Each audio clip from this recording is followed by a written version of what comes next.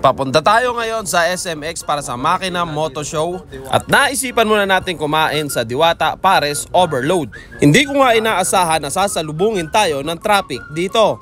Maganda pala pumunta dito kapag tanghali dahil kaunti lang ang pila. Siguro pang 200 ako nung pumila ako dyan. Sakto lang din ang tirik ng araw, mga 45 degrees Celsius, at ayan na nga ang in-order ko, yung talagang puputok ang batok ko.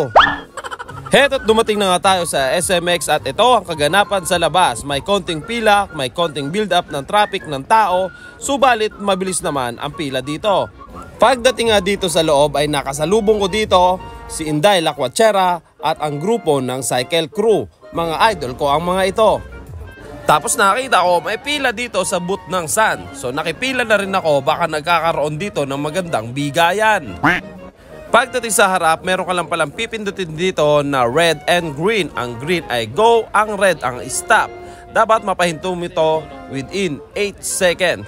So tingnan nyo, abangan nyo kung gaano kagaling ang pagpindot ko dito. Siyempre, binilang ko lang din yan ng parang military count, yung 1,000, 2,000. Tapos ito na nga, pagpindot ko, ayan, lumampas.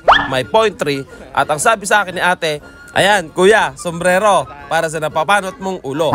Siyempre, natawa ako ng konti na may konting ngiwi. Napadaan na rin ako dito sa nagbibenta ng dashcam na pwede mong i-connect sa iyong cellphone via Bluetooth. Ang kagandahan daw sa product nila, kahit isausaw mo sa tubig o maging submarine ang iyong motorsiklo, gagana pa rin ang monitor nito.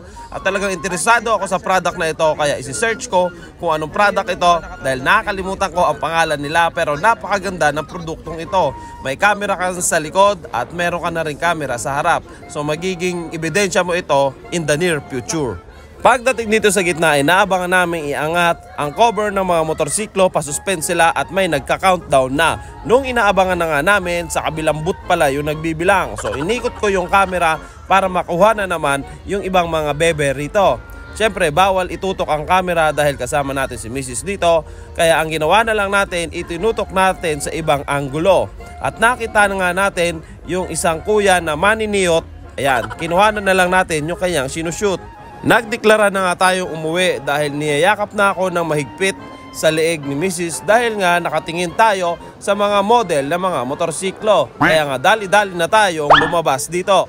Pagdating nga dito sa ating laboratorio at eto na nga ang ating inabutan, medyo bahagyang box office ang ating laboratorio. Yamaha Sniper na ino-overhaul, bahagyang-bahagya na lang at matatapos na ito, isasalya na sa chassis niya. Isang full maintenance service na may konting stress. Patapos na rin naman si Gerald dito, bahagya na lang din ang gagawin niya at matatapos na ito.